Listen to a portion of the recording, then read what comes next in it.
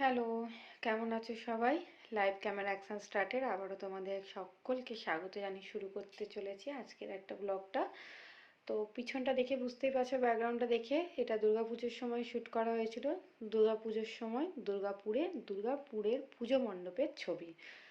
এবার আমার সমস্তটা পুজো দুর্গাপুরেই কেটেছিল। দুর্গাপুরের সমস্তটা দুর্গা মন্দির, দুর্গা পুজো যেগুলো যেগুলোর প্যান্ডেল যেখানে যেখানে করেছিল সত্যি খুব সুন্দর করেছিল। খুব ভালো আমাদের পুজোটা এবারে কেটেছিল। বাড়ির সকলে মিলে এত সুন্দর দুর্গাপুজোটা দুর্গাপুরে এনজয় হয়েছিল এবছর, সত্যি খুব ভালো কেটেছিল।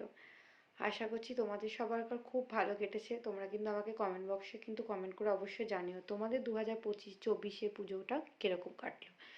আমার ছেলে তো কিন্তু খুবই এনজয় করেছে এবারে পুজোটা, যেহেতু সমস্তটা দুর্গাপুরেই কেটে গেছে বলে।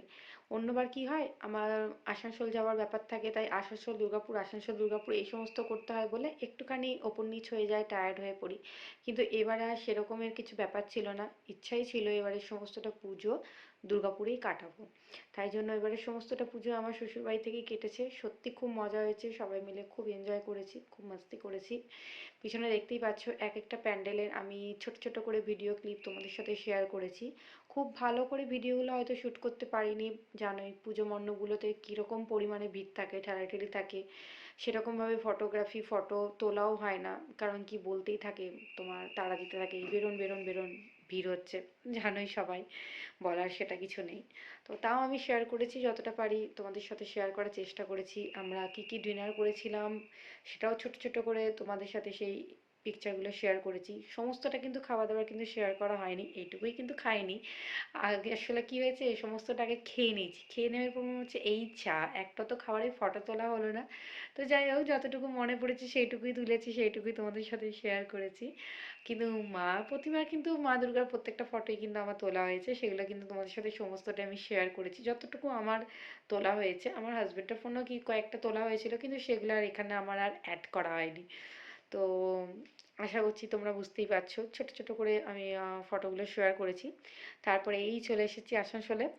এটা ঠিক বাড়ি যাওয়া 2-3 দিন আগেকার ওখানে ভিডিওটা আমি শ্যুট করেছিলাম। ওখানে আমি তখন রান্না করছিলাম, চিকেন রান্না করছিলাম, যেহেতু বিজয়া দশমী পার করে গেছে, লক্ষ্মী পুজোর পর এসেছি। আমার বোনেরা সব এসেছিলো, আত্মীয়রা কিছুর জন্য এসেছিলো, তো সেদিনকে রাত্রিবেলা ওই জন্য চিকেন রান্না হচ্ছিলো, আরও অনেক কিছু মেনু ছিল। তো চিকেনটা আমি রান্না করছিলাম, দেখতেই পাচ্ছ। তো চলো, সমস্তটা পুজো এইভাবে খুব ভালো ভালো কেটে গেল। এবার বাড়ি যাওয়ার পালা, এই যে বাবা পৌঁছাতে যাচ্ছিল। আমি যেহেতু তোমার উড়িষ্যায় থাকি, তোমরা তো জানোই, আমার তো ভিডিওতে অনেকবার বলাই হয়েছে। তো আমি এই 3 জায়গা মিলিয়ে থাকি, দুর্গাপুর, আসানসোল, উড়িষ্যা। তো চলো, বাড়ি ফেরার পালা, চলে আসি আমরা উড়িষ্যাতে।